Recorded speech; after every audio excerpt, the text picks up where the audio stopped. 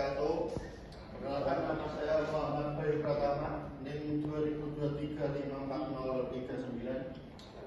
Kali ini saya membahas roda gigi, helix, bevel, dan kaki, chapter 16. Roda gigi helix bersilang. Roda gigi helix bersilang dikenal juga sebagai crossed helical atau screw adalah jenis khusus dari roda gigi helix yang dirancang untuk mentransmisikan gerakan dan daya antara poros yang tidak sejajar dan tidak berpotongan.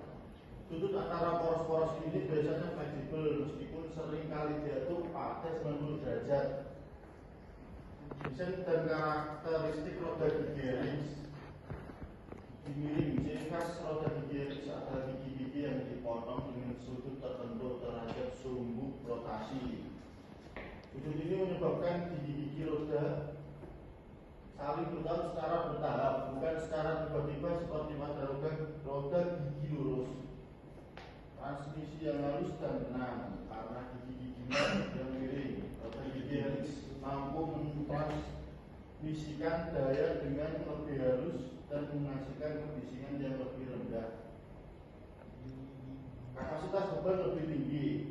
Roda gigi helix dapat menanggung beban yang lebih besar karena gigi-gigi yang lebih panjang dan sudut kontak yang lebih luas, yang berarti lebih banyak gigi yang bersentuhan pada saat yang bersamaan.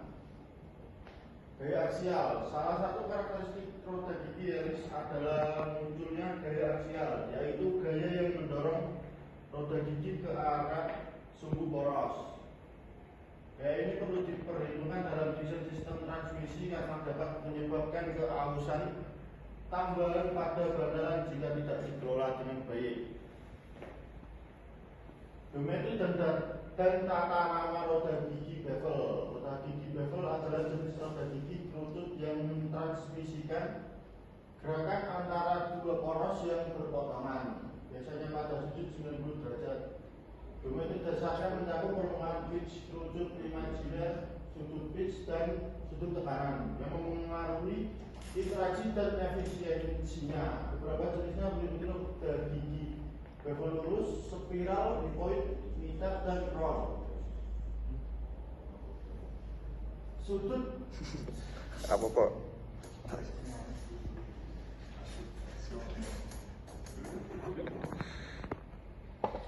Analisis gaya roda gigi bevel yang menentukan beban poros dan bandalan untuk aplikasi roda gigi bevel. Praktik yang biasa dilakukan adalah menggunakan beban tangensial atau beban yang ditransmisikan yang akan terjadi jika semua gaya terkonsentrasi pada titik tengah gear.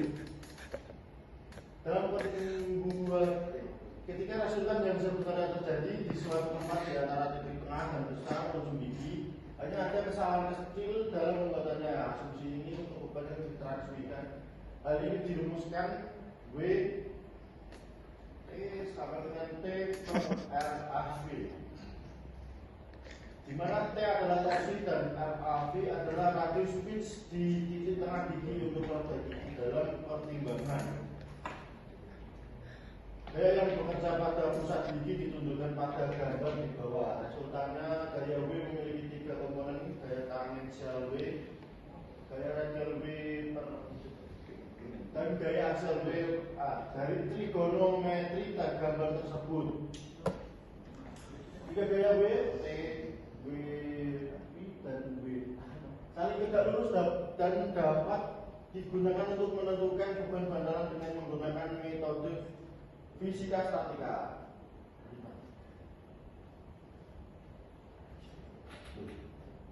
Top Macet.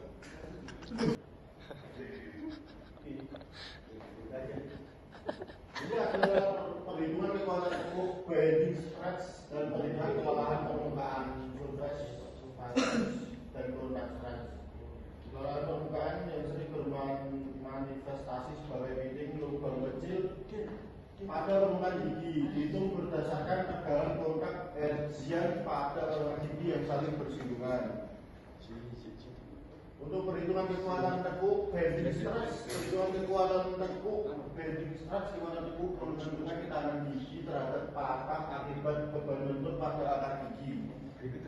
Tegangan untuk sigma F dihitung dengan menggunakan formula dasar yang dimodifikasi.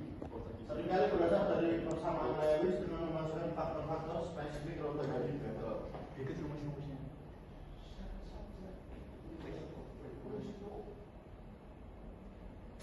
Sekian dari saya. Sampai jumpa.